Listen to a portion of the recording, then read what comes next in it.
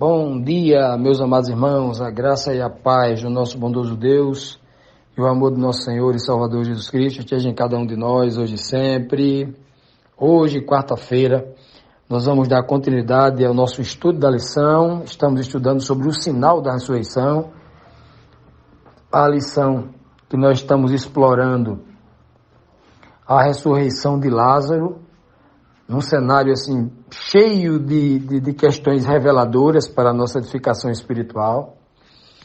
Ontem nós vimos que Jesus, quando chegou lá em Betânia, encontrou logo Marta, encontrou Marta, e aí Marta faz aquela cobrança, né? Ou uma cobrança ou um lamento, né? Qualquer das formas, ela fala algo ali meio complicado, né? Se tu tivesse aqui, meu irmão não tinha morrido, disse Marta, né? E aí, então, hoje, vamos dar continuidade a esse relato, né? A esse relato, para nós entendermos aí o que realmente está se passando ali, né? O que vai acontecer, então, a partir dali. Vamos hoje para as duas perguntas, as perguntas 7 e 8 de hoje, quarta-feira. E a pergunta 7 nos traz aqui o seguinte questionamento. Que resposta deu Jesus a Marta e como ela recebeu essa resposta que Cristo deu? Cristo responde a Marta porque Marta disse, olha, se tu tivesse aqui, meu irmão não teria morrido, né? Então, vamos ler aqui o versículo do 22 até o 24.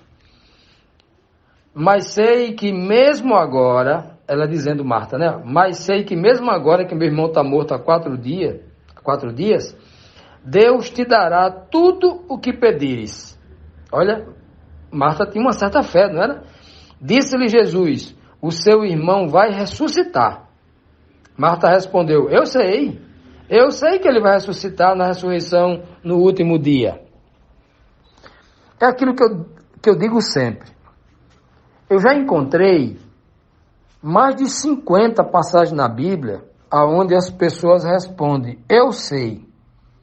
E todas as vezes que eu vejo alguém na Bíblia dizer, um personagem bíblico, dizendo eu sei, não sabe. Sempre é assim, pode olhar. Todas as vezes que alguém diz na Bíblia assim, eu sei, não sabe. Olha que coisa. Por que Deus faz isso na sua palavra? Por que o Senhor permite que seja assim? Justamente para que o homem não se ache o dono da verdade. Para que o homem nunca se acomode, continue buscando o conhecimento, continue aprendendo. Aqui, antes de qualquer coisa, todos nós somos alunos e precisamos aprender. Nunca diga eu sei, diga assim, eu estou aprendendo. Né? Fica mais humilde, fica mais bonito. É verdade que a gente sabe muitas coisas pequenas, né? Muitas coisas que a gente já estudou, já experimentou. É verdade que a gente conhece muita coisa. Mas o eu sei, olha, o eu sei é muito forte. É como se eu soubesse de tudo, né? Aí Marta diz aqui nesse contexto específico, eu sei que ele vai ressuscitar. O Senhor já pregou isso pra gente, né? Como se ela dissesse assim, aquela ressurreição do último dia que o Senhor já falou, né? Do retorno de Cristo e tal. Naquela ressurreição do último dia, ela diz aqui, né? Ora, Jesus estava dizendo que seu irmão vai ressuscitar, nós sabemos hoje, né? Que ele estava se referindo ao que iria acontecer daqui a poucos minutos, ao que ia acontecer logo em breve, mas ela entendia que era lá na frente, o seu irmão vai ressuscitar. Olha que coisa, né? Que palavra consoladora. O seu irmão vai ressuscitar. E Marta respondeu, eu sei que ele vai ressuscitar. Marta estava toda cheia de fé no começo, dizendo que tudo, mesmo naquele momento, se Cristo pedisse qualquer coisa a Deus, Deus faria. Olha que testemunho, que linguagem de fé. Mas ao mesmo momento, ela vem com essa, né? Quando Cristo diz, ele vai ressuscitar. Ela tinha acabado de dizer que se tudo que Cristo, mesmo naquele momento, se Jesus orasse ao Pai, o Pai iria atendê-lo. Marta estava falando uma verdade claríssima. Mas já no segundo momento, é como se ela tivesse ali pelo sofrimento, pela perda e tal.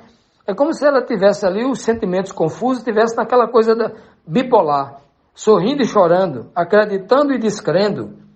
Algo nesse sentido. Isso acontece com as pessoas que sofrem, né? Aí não vamos dizer que é Marta não, porque todos nós, num sofrimento intenso, a gente pode ter essas variações, né? Ninguém aqui é o super-homem, ninguém aqui é a rocha é Deus. Então, olha que coisa aí, né? Ela diz, eu sei, coitada, não sabia de nada, né? E aqui nós encontramos, olhando para Marta, aquela mulher, nós encontramos o retrato da igreja que depende de Cristo. Mulher, igreja, Marta, tal. Olha o retrato da igreja. A igreja que com a boca confessa que crê, mas quando o Senhor diz que vai acontecer, aí a gente, apegado à religiosidade, segundo as nossas compreensões limitadas da profundidade, né, da revelação bíblica, a gente se atreve a querer ensinar a Jesus Cristo. Ou a dizer para Cristo, não fale mais nada não, que eu já sei, eu já sei de tudo já. A gente nunca sabe de tudo, a gente está sempre aprendendo. Esse é o retrato da igreja de hoje. O problema é que os religiosos, assim como Marta, têm esse mesmo espírito. Eles acham que já aprenderam certo, eles já acham que sabem a verdade, e aí se acomodaram naquilo e acham que aquilo é verdade absoluta. Ele nem considera uma possibilidade que haja um contraditório ou não se dá o privilégio de fazer uma releitura daquele verso que ele aprendeu errado, né? Então, eu vejo, vou dar um exemplo aqui, as pessoas que dizem que sabem, né? Um rapaz, lendo o livro de Colossenses, capítulo 2, versículo 9, diz lá, porque nele, referindo-se a Cristo, né? Porque nele habita corporalmente toda a plenitude da divindade. Aí esse rapaz aprendeu erradamente na sua igreja que o texto está dizendo que Cristo é plenamente divino, que é plenamente Deus, né? Na visão dele. Porque na visão dele, inclusive divino, falando de natureza, está falando da pessoa, do posto, da posição de hierarquia Deus. Misturou tudo, né? Olha a confusão que colocaram na cabeça desse rapaz.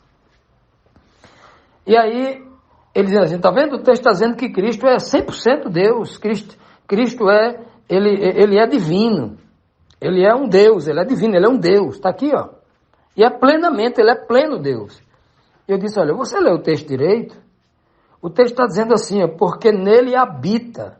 Nele, em Jesus Cristo, habita. Cristo é a habitação do divino. Nele, no corpo de Cristo, habita a divindade em forma plena. É isso que o texto está dizendo. O texto não está dizendo que Cristo é o divino, está dizendo que ele é a casa, que ele é a morada. O divino é que habita dentro dele. Assim como a Bíblia diz que nós somos o templo do Espírito Santo de Deus. E aí, porque o Espírito Santo de Deus habita em nós, a gente é o próprio Espírito Santo? Não. O nosso espírito testifica com o Espírito Santo de Deus. É por isso que a gente aprende. Então, vocês percebem que a religiosidade impede as pessoas de aprenderem o correto, porque até lendo a Bíblia está lendo errado? Exatamente assim. Então, muitas vezes, o comportamento nosso de hoje é parecido com o de Marta, quando ela diz, eu sei, aprendeu errado, ou entendeu parcialmente a doutrina, mas ela não se dá o privilégio de aprofundar, porque já está satisfeita com aquilo que ela acha que é verdade absoluta. Amados, sejamos humildes e busquemos sempre da palavra do Senhor, né, crescer nessa sabedoria. Continuando, irmãos, vamos aqui agora para a 8ª pergunta, que nos diz assim: depois de conversar com Marta, como foi o encontro de Jesus Cristo com a sua irmã, Maria? O versículo 32 diz assim: chegando no lugar onde Jesus estava e vendo, isso falando aqui de Maria, né? Maria chegando no lugar aonde Jesus estava e vendo Maria, prostrou-se aos seus pés e disse: Senhor, se estivesses aqui, meu irmão não teria morrido. Aí você deve estar pensando corretamente, né? Olha, antes de Jesus chegar ali, já fazia 4 dias que todo mundo repetia essa mesma frase. A mesma frase que Marta disse, Maria vai dizer. Por quê? Elas ficaram chorando o tempo todo, esses 4 dias, dizendo: se Jesus estivesse aqui, Lázaro não tinha morrido. Eu imagino que se Jesus conversasse com uma das choradeiras, elas diziam a mesma coisa. Se tu estivesse aqui, ele não tinha morrido. Se Jesus conversasse com mais alguém ali que conhecia Maria, Marta, ele, Lázaro, que tinham relação com eles ali, eles iam dizer a mesma coisa. Se tu estivesse aqui, ele não teria morrido. E eu imagino também que os 12 discípulos que acompanhavam Jesus Cristo, se perguntassem para eles, eles já tinham entrado naquela moda também. Dizia: se tu estivesse aqui, ele não teria morrido, mestre. Que coisa! Perceba que a ausência de Jesus Cristo em determinados lugares, quando as coisas começam, quando o sofrimento começa a acontecer, quando as aflições batem à porta, parece que as pessoas tendem a acreditar na mesma coisa, né? Parece ser Maria, essa Maria aí, parece ser uma Maria, vai com as outras, né? Essa Maria aí. Mas nós entendemos, repito isso aqui, né? Nós entendemos perfeitamente o que está acontecendo com Maria e com Marta. Elas estão sofrendo muito. Perderam, imagine, 2 irmãs órfãos, que não tem a referência do pai e da mãe, e que tinha no seu irmão mais velho a única referência de honra. Porque a mulher, quando não era casada, mas era solteira, morava na casa do pai, ela tinha uma referência, o pai, né, respondia por ela. Uma mulher solteira no meio do mundo era quase que uma condenação da vergonha. Era um opróbrio terrível para lidar com isso. Eu lembro, quando eu vejo essa cena, eu lembro também lá da viúva de Naim. A mulher era viúva, já tinha perdido o marido, e agora estava perdendo o seu único filho. Ou seja, havia perdido tudo. Ela havia perdido tudo. Tudo o que os homens dizem com relação às coisas deste mundo. Assim também, para Maria e para Marta, eram 2 mulheres solteiras, que não tinha mais o homem em casa, que nem sei se elas iriam continuar com essa casa por muito tempo.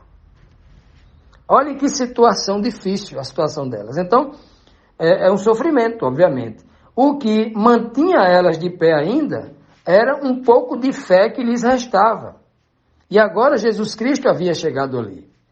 E, neste momento, quando elas têm a oportunidade de chegar para Jesus Cristo e dizer: mestre, olha, o Senhor chegou e vai resolver todos os nossos problemas. Nós estávamos chorando, agora vou sorrir porque nós acreditamos que o Senhor é enviado de Deus e que o Senhor pode fazer tudo. Pronto. Agora pode secar as lágrimas aí, pode secar pode lavar o rosto, né? Que agora as coisas serão resolvidas. É muito fácil falar, né?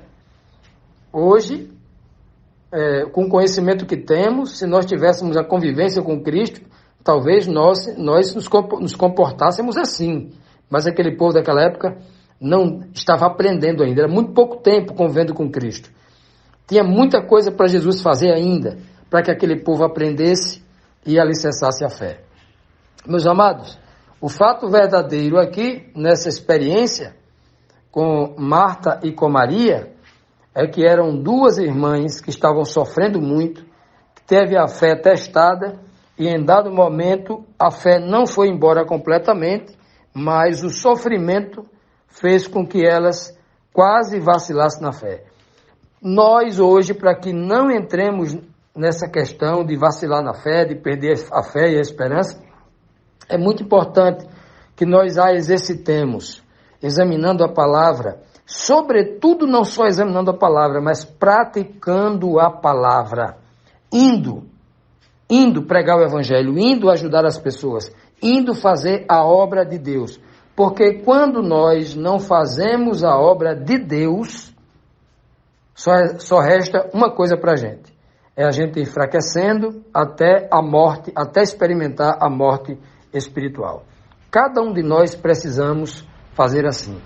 E quando as coisas começarem a ficar difíceis, como ficou para Marta e para Maria, a gente não vai perder a esperança.